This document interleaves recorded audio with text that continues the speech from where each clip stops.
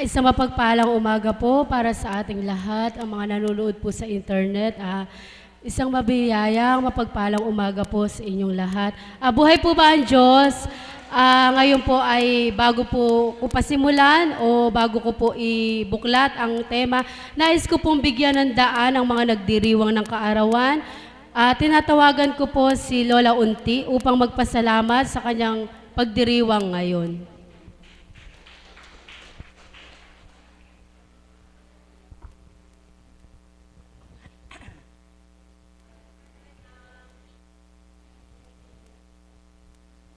Buhay po ba, Diyos? Mga magulang, mga kapatid, ako po maligayang maligaya sa birthday ko na ako po inabot ng 78 ngayong araw nito. Nagpapasalamat po ako sa Diyos Ama na ako po ay inabot ng ganito taon. Diba sabihin ko? Diba? Ang Diyos Ama, yung aking may bahay, awa po ng Diyos, gumagaling na po ang kanyang sakit. Kaya po, malaking pasalamat ko sa Diyos Ama, kay Apo Kunsing, na yung may bahay ko po, ayos na po. Maraming po salamat.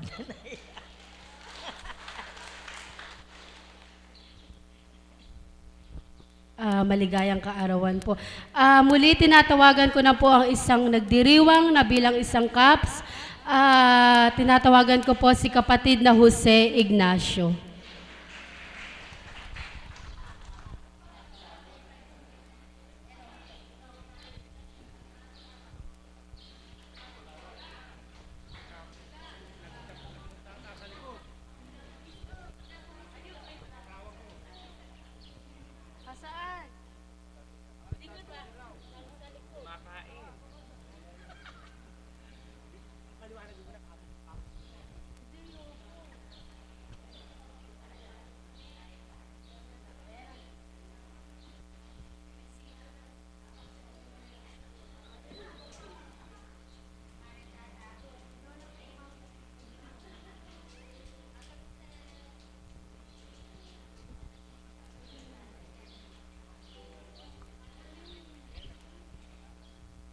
Jose, purihin mo ang Ama sa dugtong na buhay na kaloob niya. Ikaw na po tumawag kay Tita Glo, alayan mo. Alayan ka doon. Awit mo na.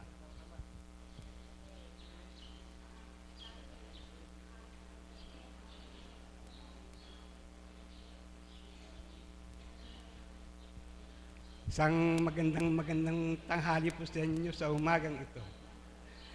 Ako po ay may kaarawan ngayon. Papasalamat ako sa Diyos Ama sa binigay niyang buhay sa akin. Magpasaga ngayon ay aking kinataglay. Ang pasasalamat ko sa Ama ay walang hanggan dahil siya ang nagbigay ng buhay sa akin. Kaya, Diyos ko, ako po'y gabayan niyo tulungan sa aking mga gawain. Papasalamat po ako sa iyo, mahal kong Panginoon. Ang maibabahagi ko po sa inyo ay ang aking karamdaman noon na ako pinagkaroon ng sakit na diabetes. Namutla po ako, lumaki ang tiyak ko na halos hindi po ako makalakad. Dahil konting lakad lang po, hinihingal ako. Nung ako po yung makarating dito sa Dambana, medyo lumakas po ako sa kanya at nagpapasalamat po ako. Nung pong ako kasalukuyang nagkakasakit, ang akin pong mga nangyayari sa akin ay sa loob ng isang taon, ako po ay na 2 beses pang pumapasok sa ospital. Dahil sa sakit kong diabetes, ngayon po ay medyo mababa na, hindi na po kumakain ng dati. Na mataas, napababa na po rito salamat po kay Apong Conching. Siya ang bigay ng lakas sa akin. Nagkaroon ng kulay ang aking buhay. Nagkaroon ng pag-asa. Maligaya at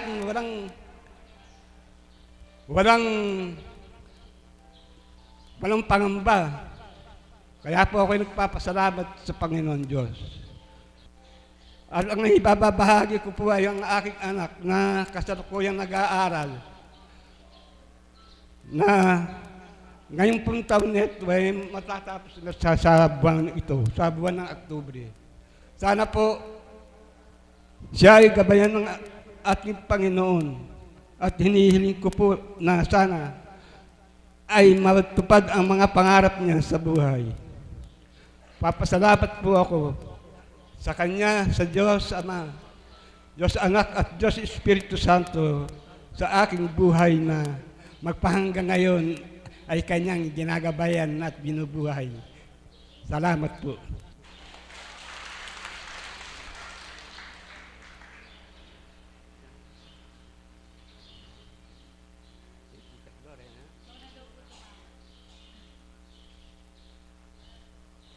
Hello, Tita Glo. Akala ko awitan mo ako.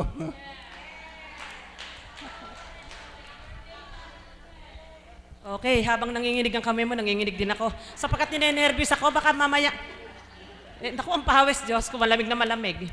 Alam niyo po, kahapon, talagang napakabuti ng Panginoon. Sadyang, eka nga, ang buhay pinagkakaloob. Kahapon po nakanduna, nakagano na at kung siya po ngayon ay makulay na makulay, kahapon po wala siyang kakulay-kulay. Ngayon, sabi ko po sa kanya, aba, ay lakasan mo loob kapitbahay. Dahil gusto ko itang awitan na dilatang yung mga mata at hindi yung nakapikit na ganon.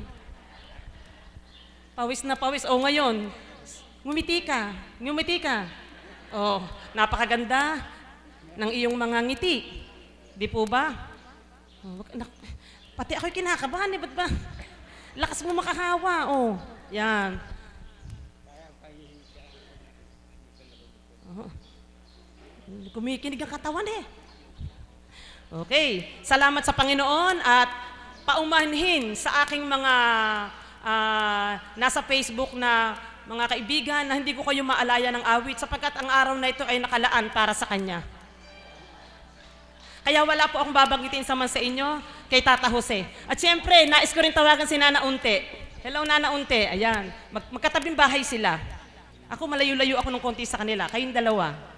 Ayan. Nana Unte. Sila po ang aking mga best friend. Mga matatanda na. Dito po tayo, mga senior. Lapit dito po. Naku, Tata Jose, ninenervous ako sa iyo. Oh, ayan. Ayan. Okay. Wala po bang camera dyan? Okay lang, wala. Para po kay Nana Unte, hindi nyo po naitatanong, nung araw po na ako'y nanganganak, maliliit yung anak ko, di po ba uso yung naghihilot? O, siya po yung naghihilot sa akin nung ako'y nanganganak kasalukuyan. Ito naman si Tata Jose, bagamat malapit din po sa amin, hindi kami masyadong close. Nang kami po ay magkalapit, dito na lang. Sa tuwing siya po ay aatakihin ng pagtaas ng pre, pati ako'y nanginginig. Lakas mo makahawa. Kahapon, yun na nga, talagang purihin ng Panginoon kapatid, talagang bubuhayin ka pa ng Ama. Kahapon po ito'y maputla na, pero ngayon buhay na buhay, makulay na makulay ang kanyang mundo, katulad ni Nana Unte. Bilang isang mabuting anak ng ating Panginoon, sa ating buhay, nung ako ay medyo bata-bata pa, ano ba yung lagi kong hinihingi sa ating Panginoon? Maging kayo rin siguro, katulad ko rin. Ang hinihingi ay yaman sa mundo. Subalit nang makilala ko ang Panginoon, ang tangi palang yaman ay ang Panginoon, ang ating Diyos na buhay. Kaya para sa inyong dalawa, ang awiting tanging yaman na dapat nating isapuso, walang iba kundi ang ating Diyos na buhay.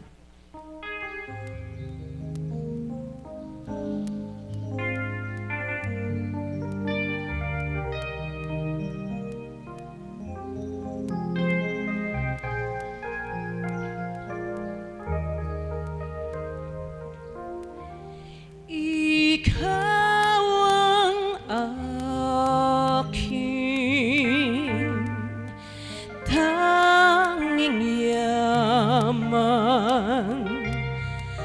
di lubusang masumpungan ang nilikha mong kariktan, sulyap ng iyong kagandahan.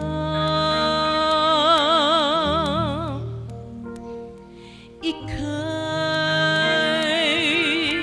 hanap sa tuwina nitong pusong ikaw lamang ang saya.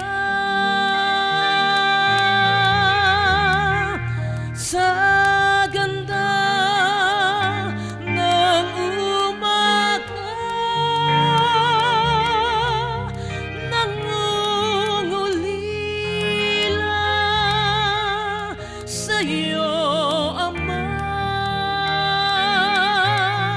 Ikaw ang aking tanging yaman na di lubusang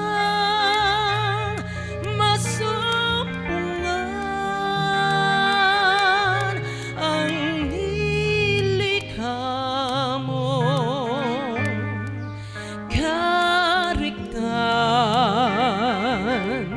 sulyap ng iyong kagandahan.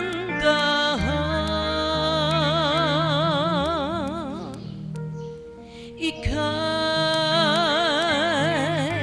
hanap sa tuwina nitong pusong ikaw lamang ang saya. Sa iyong mga likha, hangat paribastan ang iyong mukha. Ikaw ang aking tanging yaman na di lubusang masumpungan ang nilikha mong kariktan, sulyap ng iyong kagandahan.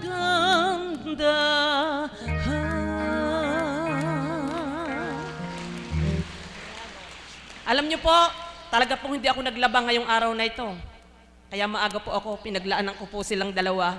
Gusto ko po sila ay maawitan sapagkat sabi ko nga wala namang, hindi naman sa laki kung ano mang maiaalay mo, kundi yung mapagalak mo sila kahit po sa karampot na awit man lang, nabatid nila na yun ay mula sa puso, alam kong nakapagpagalak ako ng tao. At para pong muli sa kanilang dalawa, ang awiting ito, kung paano ito ang pinakamahalagang araw sa inyo, sa araw ng inyong pagsilang. Subalit, ano nga po ba yung pinaka sa ating buhay? Yung pagsilang sa Espiritu Santo. Kaya po, muli para po sa inyong lahat. Kundi ako umibig, kundi ko man bigyang halaga ang buhay kong handog, ang buhay kong hiram sa Diyos, kundi ako nagmamahal. Sino ako?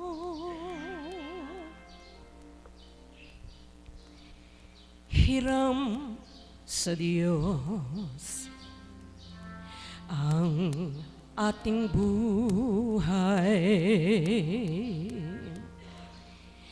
Ikaw at ako'y tanging handog lamang.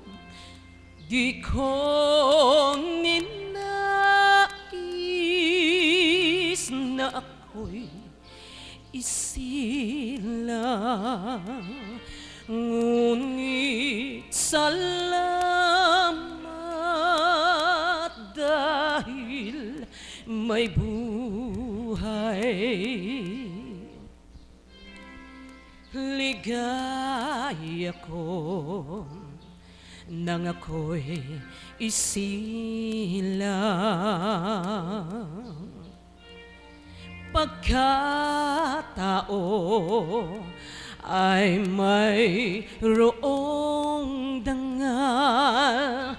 Sinong may pag-ibig, sinong nagmamahal, kung di ang taong Diyos ang pinagmulan, kung di ako umibig,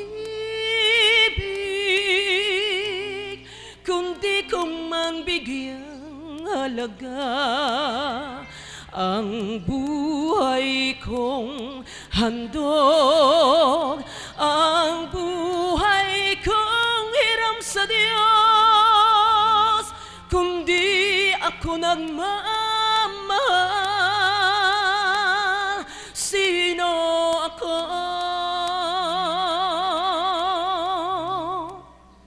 Ligaya ko nang ako'y isilang,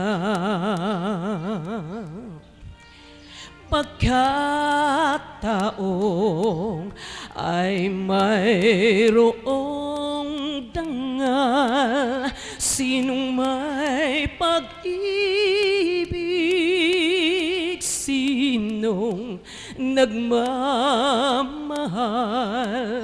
kung di ang taong Diyos ang pinagmulan, kung di ako umibig, kung di ko man bigyang halaga ang buhay kong handog, ang buhay kong hiram sa Diyos, kung di ako nagmamahal,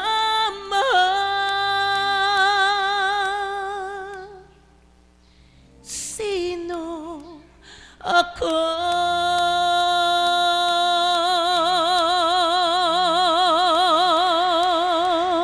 Nais ko pong tawagin si Tatang Erning at saka yung si Kabene. Yan. Alam niyo po, napakapapalad po nila sapagkat sa edad na ito, talaga namang kasama pa nila yung kabiyak ng puso nila. Mapalad po sila, maswerte po sila, sapagkat sa tuwing nakikita ko po yung ganito na kaiedad, katulad po nung sinabi ni Madam Beth, naiinggit. Gagamitin ko na po yun, naiinggit po ako. Sapagkat siyempre po, napakahirap po yung nag-iisa sa buhay. Sabi ko nga, tinutugtog ni kapatid yung awit na Valentine's. Eh, nag-joke po ako. Sabi ko, wag mong tugtugin yan kasi mag-aasawa ako. Sige. Kasi po nakaka-inlove. Napakasarap pong saliwan ng awit ang pagmamahal. Saliwan ng awitin ang pag-ibig. Ano po? Katulad po nila, pauna pa lamang po, binabati ko na po kayo. Sa February 14, advance na po ako ng Happy Valentine's sa inyong lahat, sa inyo pong dalawang mag-asawa. Sabi ko nga po, hanggat nabubuhay ang inyong mga kabiyak ng puso, ipakita na po ninyo yung tunay ninyong pagmamahal. Sapagkat pag dumating ang panahon na siya binawi na ng ama, gustuhin mo bang sabihin na mahal-mahal mo siya? Paano po kung nasa nicho na?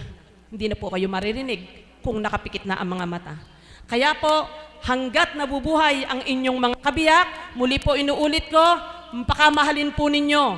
Kahit po sa ganyang edad, pwede po kayong maglambingan. Wala pong masama na maghalikan sa harap ng maraming tao. Kayo naman po ay mag-asawa, di po ba? Lambingin ninyo yung mga asawa ninyo. Wag po pagka kinakalabit kayo, sinisikwat ninyo. Wag po. Kasi yun po ang trabaho ko nung araw. Pag po ay kinakalabit ng asawa ko, sinisiko ko. Doon po ako nakaharap sa pader. Yumayakap po ako sa pader. Pero isa pong pinagsisisihan ko sa aking buhay na hindi pa po pala iyon marapat. Kundi kung ano yung marapat sa ating kabiyak ng puso, ipagkaloob po natin sapagkat sila ang pinakamagandang regalong handog ng Panginoon sa bawat isa. Kaya po, sa mga mag-asawahan, o yan, hahalik na si Nana Unti. O ikaw din. Ayan, o, diba ang aga ng balen? Nakakaingit kayo ha. Talaga naman ha. O, diba? At ngayon po, pwede nyo naman tawagan yung asawa nyo na, darling, sweetheart, honey, lahat pwede. Ano? Pero para po maging uso tayo, umiiyak si Nana Unti. Para po maging uso tayo, may latest po ngayon. Kahit po matatanda na kayo, ang tawag nyo, Be. O, diba? Be, kumain ka na ba? O, ay Tatang Erning, tatawag mo sa kanya, Be, kumain ka na ba? O wala pong nakakahiya dyan. Be? Ay, di naman po. Lambing po yun, lambing. Diba? Kaya po sa inyo pong lahat, ako po ay bumabati ng maagang Happy Valentine's sa mga katulad ko po na balo at wala na rin kabiyak. Huwag na po tayo mag-asawa. Di po. Nga po mahirap magsalita ng tapos sa kalooban ng ating Panginoon na siya po ang ating paghahariin kung ano ang ating maging kapalaran. Hindi tayo di natin pwedeng tuldukan ang ating kapalaran. Tanging Diyos lamang ang nakakaalam. Kaya kapatid na Mirna, kapatid na Alan, baguhin mo na ang tawag mo sa kanya. Kapatid na Alan, umarap pa sa akin. Yan, sige. Ang tawag, kaya kayo niregaluhan ko ng itlog na pula. Itlog na pula po, binigyan ko po sila ng itlog na pula. Para pula, maging matingkad ang kanilang pagmamahalan araw at gabi. Kapatid na Mirna, ang itawag mo sa kanya ay Be. Okay, sige. Maraming salamat po sa inyong lahat. Thank you.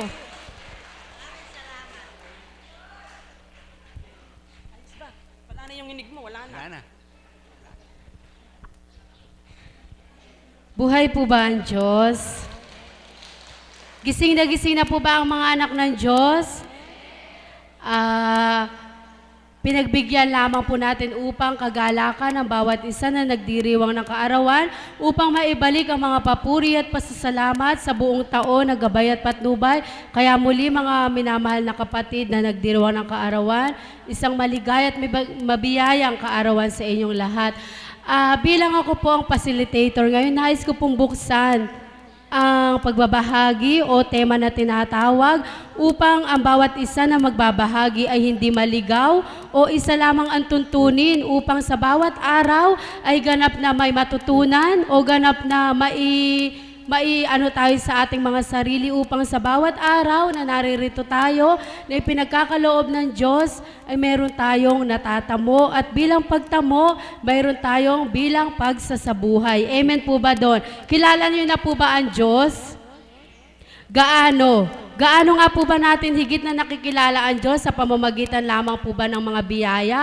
Hindi po, kundi ano man ang kaganapan sa ating buhay, patuloy nating kilalanin ng Diyos na nagtubos ng ating mga kasalanan. Amen po ba doon? Kaya bilang isang pagbubukas, nais ko pong bigyan ng tuon ng tema po natin sa araw na ito.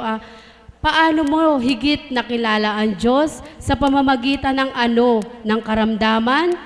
Na doon mo siya higit na nakilala sa natamo mong karamdaman na doon mo nakilala na may Diyos pala, na manggagamot o may Diyos pala, na may nagpapagaling sa bawat karamdaman na hindi lamang po ang bawat isa na karamdaman natin ay pandoktor, hindi ko po inaano, kundi may kaparaanan, may kaukulan na kapandoktor ka. Subalit kapag ipinasa Diyos mo ang kayong karamdaman, kung kalooban niya, ay magagaling. Amen po ba doon? At bilang kaunti na pagpapaliwanag o upang higit natin maramdaman sa aking mga tatawagin, higit niyang maihayag ang kanyang kung papaano mo higit nakilala ang Diyos sa buhay mo o kung papaano higit siya nagpakilala sa pamamagitan ng Nais ko pong unahin ang hindi po biro-biro ang kanyang karamdaman. Sabi nga po niya, kaya daw po siya nananatili dito masigit daw po niyang pinagagaling ang kanyang kaluluwa. Subalit nais ko po kayong ibigay sa inyo ang isang kapatid ko na upang siya na po ang maghayag kung ano ang kanyang karamdaman na natamo. At tinatawagan ko po ang aking kapatid na si Sharina Francisco.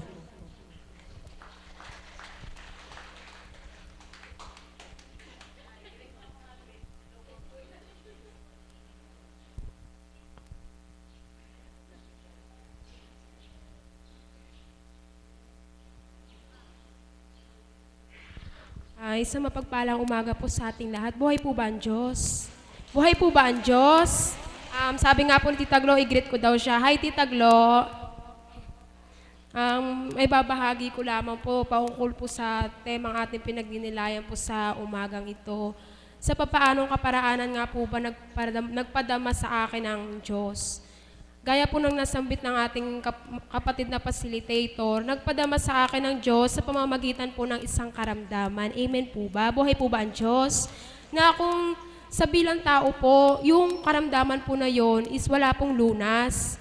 Wala po siyang kalunas-lunas kahit sa naturing ang mga doktor po, wala po siyang lunas. Pero papurit pa sa salamat po sa ating Panginoon sapagkat yung karamdaman po na yaon, nagkaroon po ng lunas sa pamamagitan po ng pagbabata, pananalig, pananampalataya po na talaga pong buhay ang Diyos na kung papaano nga po, gaya po ng naipapahayag ko po sa tuwing nagbabahagi po ako na kung papaano sa dating buhay po na ang Diyos ay hindi ko ganap nakilala. Na ano ko pong may Panginoon pero hindi po ako ganap na naniniwala na may Diyos na sapagkat sa dating buhay po, nandun po yung mga makamundong bagay po, mga makamundong gawa po na kung paano po yung ginawa pong kaparaanan po ng ating Panginoon, yung karamdaman ko po. Para kaya po ako natungo sa dakong ito at patuloy na nagsusumakit, nagsusumikap po, na ganap pa po niya akong pagilingin, na ngayon po nakamtan ko na po yung kagalingan po ng karamdaman ko po. Sa tuwing na pinagsusumikapan ko naman po at pinagsusumakitan na yung kagalingan naman po ng kaluluwa po ang higit na makamtan ko po sa dakong ito. Amen po ba? Buhay po ba ang Diyos? Na yung karamdaman po na yaon, marami pong naidulot na kabutihan po sa akin na naimulat po ako nung natungo po ako dito po na inisip ko po yung karamdaman na yun na bakit ako? Marami naman pong iba dyan na pwedeng magkaroon ng ganong karamdaman. Bakit ako? Marami pong katanungan sa kaisipan ko. Pero papurit pa sa salamat po sa ating Panginoon sapagkat yung mga katanungan po na yun, nagkaroon po ng katugunan, nagkaroon po ng kasagutan sa dakong ito. Amen po ba? Buhay po ba ang Diyos? Sa mga bago po na hindi po nakakaalam kung ano po yung naging karamdaman ko, lopus po yung naging karamdaman ko, na wala po siyang kalunas-lunas kahit gaano ka po kayamang tao, hindi po sapat yung pera. Amen po ba? Na hindi po, kahit mayaman tayo, aanhin po natin ng maraming pera kung yung karamdaman naman po natin hindi mapagaling po. Amen po ba? Buhay po ba ang Diyos? Kaya po sa tuwing na po, tayo po mga bago pong pasyente po na naririto po, kagaya ko po na, dati po rin akong pasyente na nagtutungo po dito sa dakong ito. 2 taon na po halos yung nakalipas po. Buhat nung pinagaling po ako ng banal na espiritu sa katawan ng ating minamahal na Apo Kunching. Na kung papaano, nandun sa tuwi na yung, hindi lang yung karamdaman ko yung pinagaling niya, kundi yung kaluluwa, yung physical po, na kung papaano sa dati kong buhay, isa nga po akong matigas po. Na gaya nga po ng sinasabi po ng mama ko sa mga taga Valenzuela chapter nga po na ako nga po yung isa sa pinaka-consumption po. Sa salitang tao po, consumption po ako ng mga magulang ko. Sapagkat nag-iisa lamang po akong babae. Pero yung mga kapatid ko po, mga lalaki po sila, ako po inaabot po ako ng madaling araw sa labas po ng bahay. Lagi po akong huling umuuwi. Kaya po, sa tuwi na nagpapasalamat po ako kasi talaga pong napakadakila po ng Diyos. Amen po ba? Buhay po ba ang Diyos? Na kung papaano sa tuwi na nagpabadama siya sa atin na buhay nga po siya. Kaya papurit pa sa salamat po sa ating Panginoon na ganap niya po akong pinagtibay at pagtitibayan pa pong ganap. Sa kabila man po ng mga pagdalisay, pagsubok na naturingan po, lagi lamang po tayong tumawag sa Diyos na sapagkat sa pagtawag po natin sa Kanya, bagamat hindi man po bumukang ating mga bibig, damhin po natin siya sa ating puso't kaisipan. Talaga pong buhay siya at mananahang ganap sa atin. Yun lamang po at maraming salamat po.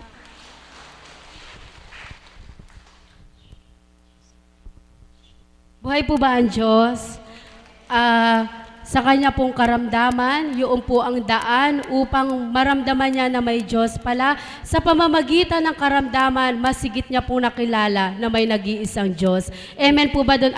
Sa ikalawang magbabahagi po, nais ko pong bigyan ng daan ang kung papaano niya na masigit nakikilala ang Diyos sa kanyang buhay o kung papaanong kaparaanan niya masigit nakikilala ang Diyos. Tinatawagan ko ang aking kapatid na si Berhel Bustamante.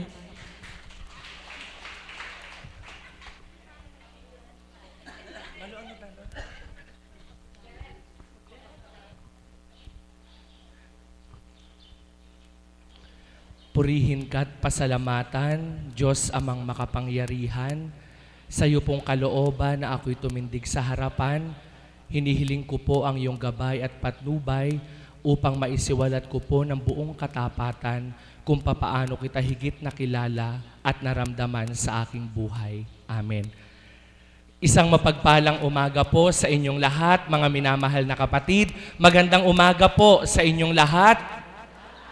Kumusta po ang mga anak ng Diyos? Mabuti po ang lahat po ng mga anak ng Diyos na umaasa at nagtitiwala sa Kanya. Ang lahat po ay mabuti sa tuwina. Palakpakan po natin ang ating Panginoon. Papuri at pasasalamat po sa ating dakilang Diyos Ama, Diyos Anak at Diyos Espiritu Santo sa panibagong pagkakataon po na sa atin ay iniyalay niya. Bago po ako tumalakay sa tema na ibinigay po ng ating mahal na kapatid, nais ko lamang pong ibahagi ang naging kaganapan po sa akin nung araw po ng Sabado. Nagpaagaw po ng candy ang mahal na apo at doon po yung candy pong mga ipinaagaw ay may mga salita. Kung sino man po yung mga nakakakuha ng mga candy na may salita. At sa dinami-dami po ng candy na yon, ang naihagis po sa akin ay maraming candy. Subalit may dalawang candy po na tumatak sa aking isipan at ito po yung candy na may nakasulat po na I miss you. Ang sabi ko po, bakit kaya I miss you ang nakuha ko? At doon po ay nagkaroon po ng kapahayagan sa aking kaisipan na ang Panginoon po pala sa dakong ito ay namimiss po sa katauhan ko ang pagpapahayag sa kadakilaan niyang ginagawa sa buhay ko. Palakpakan po natin ang ating Panginoon. Mga kapatid, ang ating pong Ama ay patuloy na gumagawa ng mga hiwaga at himala. Kung sino man po ang pinagpakitaan niya ng hiwaga at himala, subalit hindi ito iyahayag sa lupa, paano po ang Diyos na naghihintay na ilathala ang kanyang pangalan? Amen po ba? Sa atin po kapag binigyan po tayo ng bag, ang sasabihin po natin, salamat. Ang Diyos po, binibigyan tayo ng maraming biyaya. Ang kailangan po, ihayag at pasalamatan natin ang kanyang banal at dakilang pangalan. Palakpakan po natin ang ating Panginoon. Ang pagninilay po na binigay ng ating mahal na kapatid ay gaano ko daw po ba kakilala ang Diyos at ano po yung mga naging dahilan o paraan kung paano kong higit nakilala ang Diyos. Sa akin pong personal na buhay, maaari pong magkaroon ng katanungan ang mga katauhan. Sa akin pong iyahayag na ito, para po sa akin, ang naging daan po, para lubos ko pong makilala ang Diyos sa aking buhay, ay sa pamamagitan po ng kabiguan na aking nakamtan. Amen po ba? Bakit po sa kabiguan? Sapagkat dito po sa kabiguan na ito na aking nakamtan, dito ko po pinalalim ang aking pagtuklas sa kanyang kalooban upang patuloy ko po siyang matanggap at makilala sa aking buhay. Sa mga hindi pa po nakakarinig ng aking pagpapahayag, nais ko po muling ihayag ang naging kaganapan po sa aking buhay. Ako po ay nangarap na maging isang pari. At sa aking pong pangangarap na maging isang pari, ako po ay pinalad na makapasok po sa loob ng seminaryo. Sa loob po ng seminaryong ito, dito ko po nais gugulin ang aking buhay para po maging isang ganap akong pari at makapaglingkod sa ating Panginoon.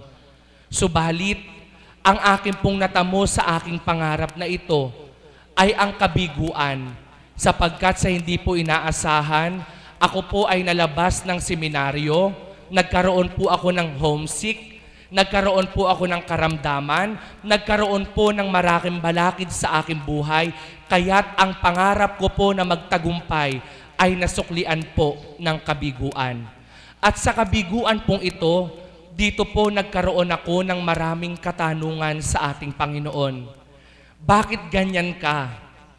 Pangarap kong maglingkod sa iyo. Gusto kong maging pari, alam mo yan. Pero bakit binigo mo ako? Bakit pinalabas mo ako? Bakit pinabayaan mong magkasakit ako? Doon po pala, sa kabiguan na aking nakamtan, may ibang plano ang Diyos sa aking buhay na kung tatanggapin ko ng buong katapatan, ito pala ang magiging daan upang masigit ko siyang makilala at masumpungan sa aking buhay. Palakpakan po natin ang ating Panginoon. At yun nga po, sa akin pong pagninilay, siguro po, kung hindi po ako nabigo sa aking pangarap. Siguro po, kung nakamtan ko kagad ang aking pangarap, hindi ko po natuklasan at natunguhan ang banal na lugar na ito. Hindi ko po ganap naramdaman ang Espiritu Santo sa aking buhay na sa pamamagitan po ng ating minamahal na Apo Conching, ang kabiguan pong ito na naging daan upang ako'y matungo sa banal na lugar, ito naman po ang naging pasimula sa aking buhay upang higit at ganap ko pong makilala ang Diyos, na ang Diyos na hindi lamang pala katulad ni Santa Claus na alam mo sa pangalan. Ang Diyos pala ay buhay na malayang kikilos sa ating mga buhay na kung ating pagtitiwalaan ay mayroon siyang gagawing tunay na mainam. Palakpakan po natin ang ating Panginoon. Pangalawa po, una po ay kabiguan. Higit pong nagpalalim at nagpakilala sa Diyos sa aking buhay ay sa pamamagitan po ng marami niyang ginawang hiwaga at himala sa aking buhay. Amen po ba? Na sa mga pagkakataon po na ikaw ay dumaranas ng mga pagsubok at dagok sa buhay, sa mga pagkakataon po na wala ka ng inaasahan maliban siya lamang, doon po pala niya ipakikita sa iyo ang kanyang kapangyarihan upang makakilos siya sa iyong buhay at ang kahiwagaan ay kanyang maibigay. Ilang patotoo po kung papaano po lubos at ganap ko pong nakilala ang Diyos sa aking buhay. Isang pagkakataon po sa akin pong buhay, mayroon pong mga pinagdaanan na mga problema at pagsubok ang aking pamilya. Mga pagsubok sa larangan po ng karamdaman. Karamdaman po na hindi biro-biro. Karamdaman po na sa kung pananaw ng tao ay parang walang lunas. Subalit salamat po sa ating Panginoon. Salamat po sa ating dakilang Ama. Sa pamamagitan po ng banal na lugar na ito, sa pamamagitan po ng ating minamahal na Apo Conching, doon ko po nakita kung papaanong kumilos ang Diyos na siya pong naging daan upang ang aking pagkilala, pagdama at pananampalataya sa Kanya ay maging lubos at maging malalim pa. Palakpakan po natin ang ating Panginoon.